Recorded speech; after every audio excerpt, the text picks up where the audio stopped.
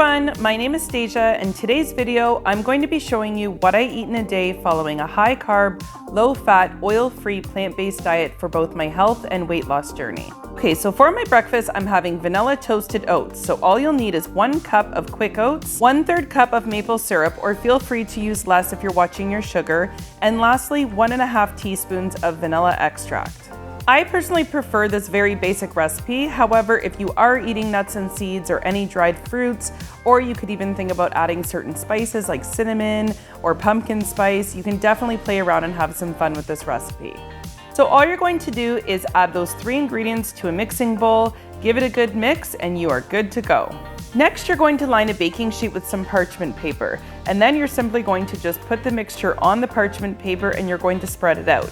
Now, you don't want to spread it out too thin, as you do want it to stick together, because after we bake it, it will harden and we're going to break it apart into some nice chunks. You will know when it's ready when the edges start to brown, and as tempting as it will be to eat, because believe me, it will smell delicious and it tastes so good, nice and warm. I really recommend just letting it sit out to cool for about 10 minutes or so, because it'll give it a chance to really harden up, and that's what you want for that nice crunch. And then we're just going to break it apart, and you just want to add it to some kind of airtight container, and it will stay good for several days.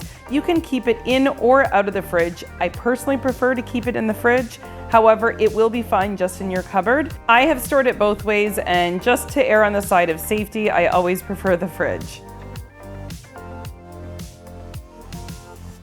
So these toasted oats are such a versatile food, but today I am using them as cereal.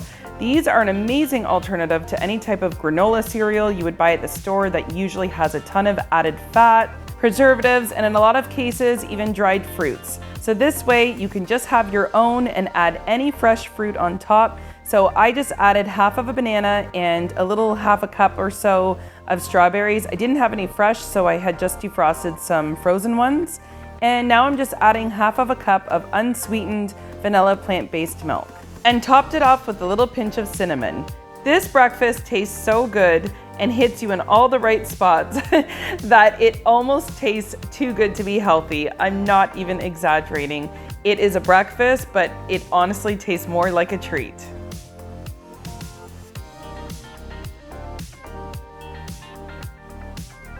If you like dill pickle chips, then you are definitely going to love these dill pickle fries. All you will need is 1 to 2 medium-sized potatoes, pickle juice from any type of dill pickles from the store, as well as some fresh dill weed that we just use just to add a little bit more flavor and for garnish, but it certainly could be optional.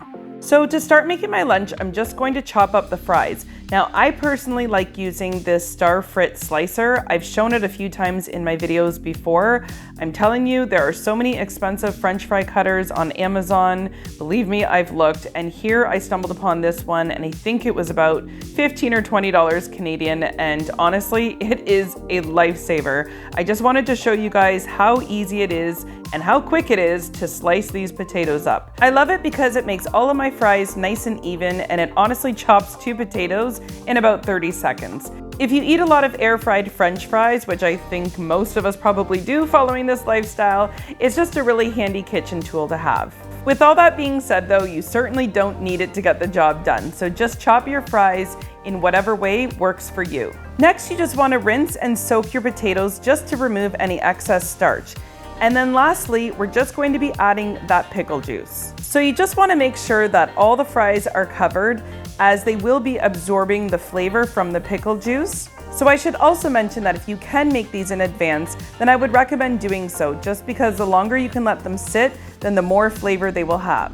So here I'm just very finely chopping up the dill weed. You definitely don't want to have huge chunks of dill weed. This is more for flavor and more as a garnish, like I had mentioned before. And let me spare you the pain of trying to figure out how to wash very finely chopped dill weed, and just suggest washing it beforehand as a whole. Let's just say I learned that one the hard way.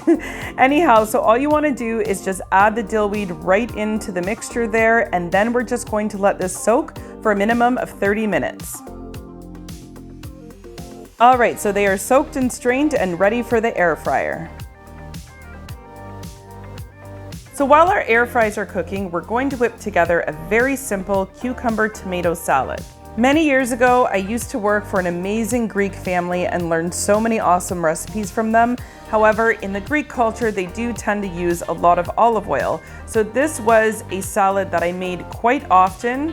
And here I'm just omitting the olive oil, and it literally tastes just as good without it. All you will need is 1 tomato chopped into some bite-sized chunks. You'll need about half of a cucumber, again chopped into some bite-sized chunks. And lastly, you'll just need a little bit of onion. Now when it comes to this salad, if you don't actually like to eat raw onion, you can just chop it into some type of slices that are easy to remove, but you can still add the onion just for some flavor. So I chopped up about 1/3 of an onion or so, but I didn't quite need it all, so I just saved what was left over for dinner. So the dressing for this salad is just about as easy as the salad itself. All you'll need is about 1 heaping teaspoon of oregano and about 3 teaspoons of red wine vinegar. I really like how red wine vinegar tastes in this salad. However, I'm pretty sure that using another vinegar would probably work just fine as well. So then I'm just adding a little bit of salt, giving everything a mix, and the salad is ready to go. And one last tip about this salad, the longer it marinates, the better it tastes.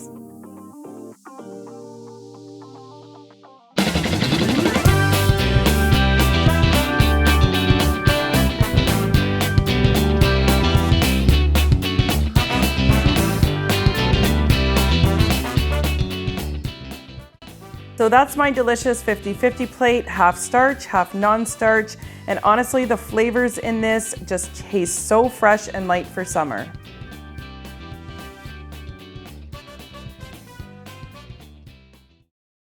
All right, so for dinner tonight, I am having an enchilada bowl, and this is something I honestly have maybe 3 or 4 nights a week.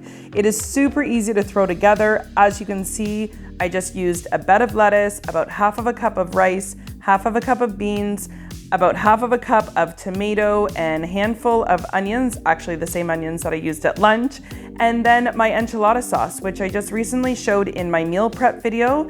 If you want to see how I made that, I will have the video linked in my description box below. I will also have the recipe posted in my description box. And then I just topped it off with about a teaspoon of nutritional yeast, a little bit of salt, and that's it. You have an awesome, healthy, filling, one and done meal with both your starch and your non-starchy vegetables, along with an incredible amount of flavor. I'm telling you guys, you will not miss the oil in this recipe. You actually won't even notice that it's not even there. I hope you enjoy it.